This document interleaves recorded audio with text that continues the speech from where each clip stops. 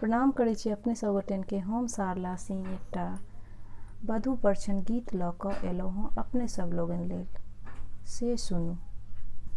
ललित पुनीत छै कनिया बड़ गोर, ललित पुनीत छै कनिया बड़ गोर, डोली चढ़लेली नगर में भइल शोर, डोली चढ़लेली नगर में भइल शोर। सासु सोहागिन परिछन चलली, अलस कलश लय डाला सजौली। सासु सोहागिन परिछन चलली, अलस कलश लय डाला सजौली।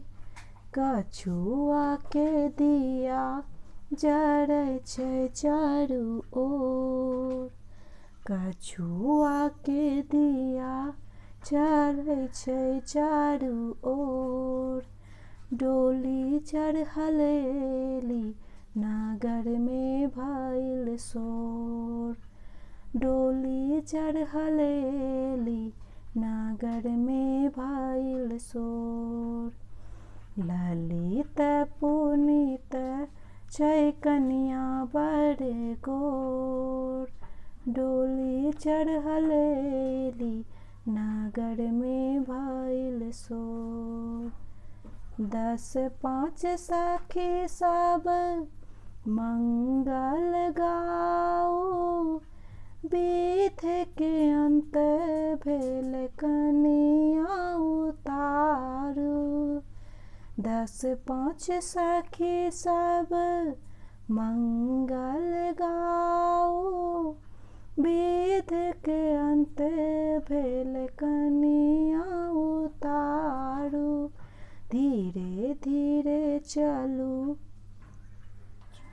बजे पायलिया के बोर, धीरे धीरे चलू बजे पायलिया के बोर, डोली चढ़लेली नगर में भइल शोर, डोली चढ़लेली नगर में भइल शोर।